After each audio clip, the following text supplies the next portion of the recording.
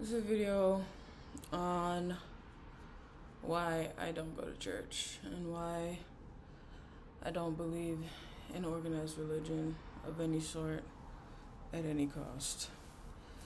Um,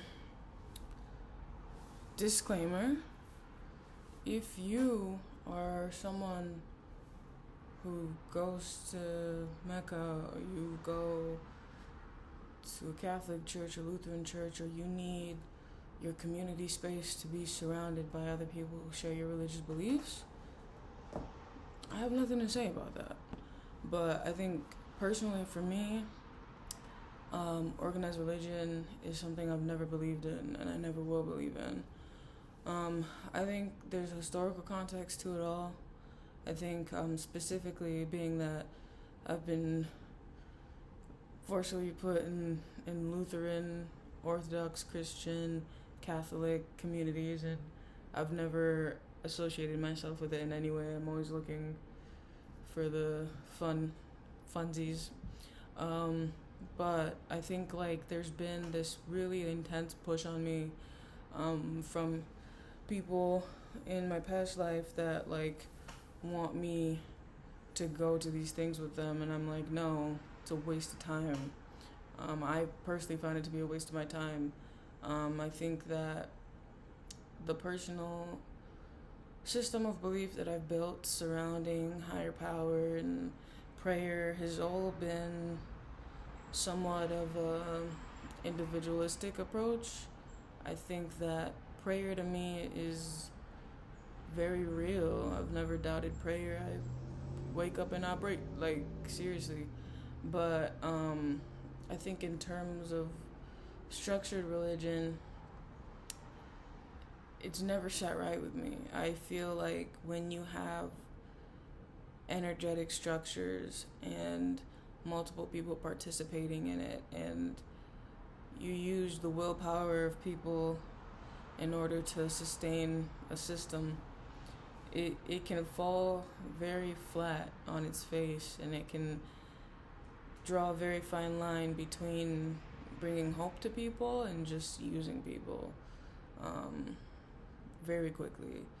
And I've had a lot of people target me and think that like I'm some demonic spirit or like I'm a devil worshiper or something, and I'm like, the hell? I think like it's a bit difficult to explain, but it's like, to me it's all metaphors. The Bible, the Quran, anything, it's all a metaphorical structure, and it holds deep and important values. But it's so funny to me that this is what so many people base the structure off of, and yet it contradicts everything that's written in the scriptures. I mean, like, to the bone. I think also people have to be aware of the fact that these books are centuries of years old, and they've gone through transcriptions and translations through many, many, many cultures and many, many time zones. And anything and everything could be misconstrued and taken apart and rebuilt to fit somebody's false narrative. I think even in talks of like pre-colonialism and like white supremacy, obviously like the Bible and biblical scriptures have been used against people for centuries. Native Americans, indigenous people, African people, Asian people. I mean, hell, even Caucasians. I mean, like, it's been used against anyone and everyone. And I think we're getting to a point, like, as a society where, like, a lot of people are beginning to realize this. Of course, some people still remain true to their domination. And who am I to tell you not to? But I think it's wrong to infringe that upon people. And honestly, it's just going to cause a lot of retaliation. I've had people tell me that I'm just in a stage of rebellion. And I'm like, no. I think because I'm not in school, a lot of people think that I'm uneducated. And I'm like, I wish you were joking right now.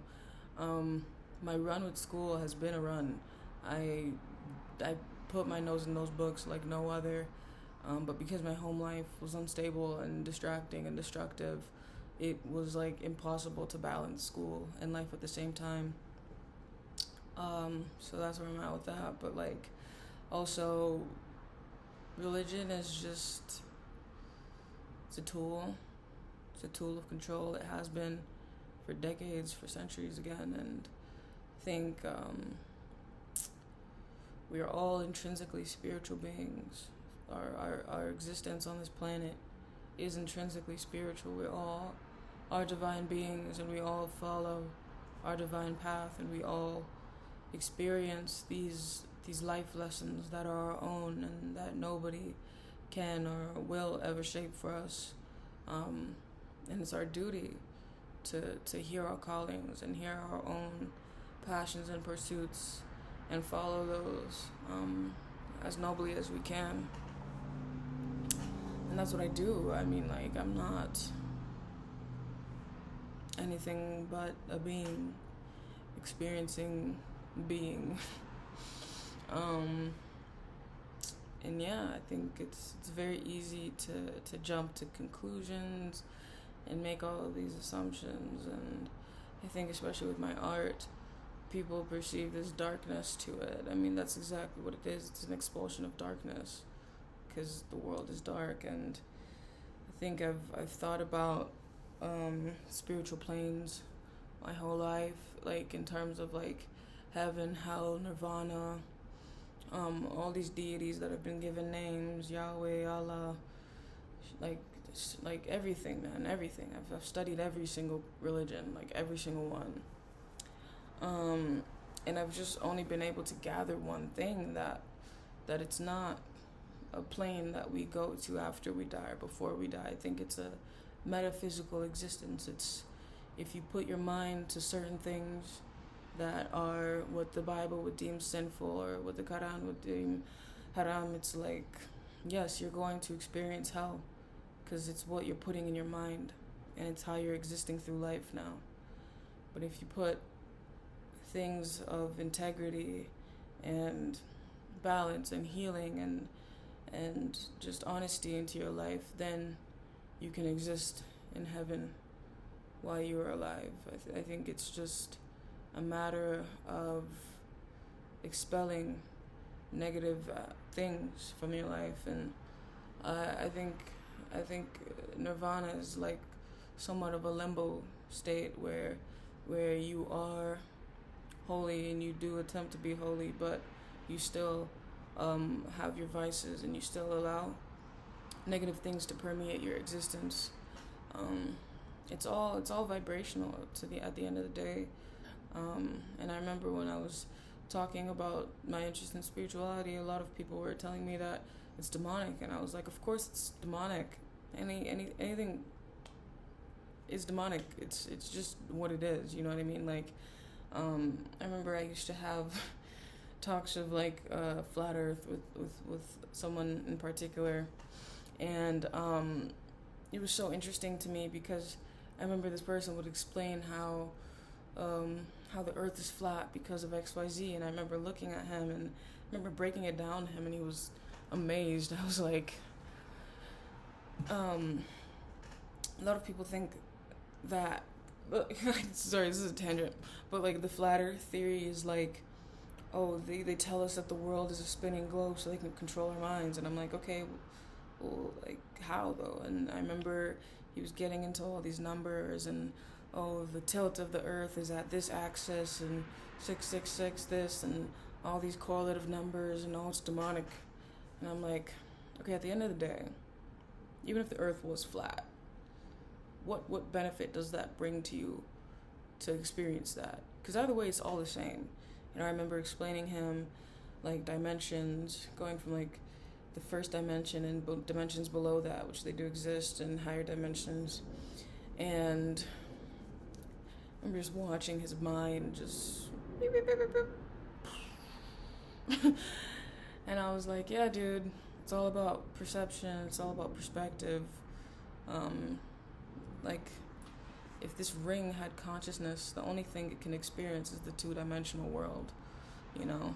So yeah, to this ring, the Earth might be flat, but you're you're a conscious being. You have the ability to explore multiple states of existence. So if you experience the world to be flat, then you're only diminishing your ability to experience the world as a whole. If you experience the world to be a globe, you see a little more. I think like a lot of people get into those controversies because of NASA and like all these other things, like, oh well, there's CGI pictures. I mean, like, yeah, we don't have the technology to photograph space. There isn't light in space. It has to be through sonic waves and through computerized images. I mean, that's just how it is. I think a lot of people also try to like mansplain to me all the time, and I'm like, yoo-hoo. Yeah, I've always been sort of like a debater, and I've always been invested in philosophy and all these academic subjects, and whether or not that's through school or through the internet or what, I always do due diligence to know exactly what I'm talking about if I ever talk about it. And yeah.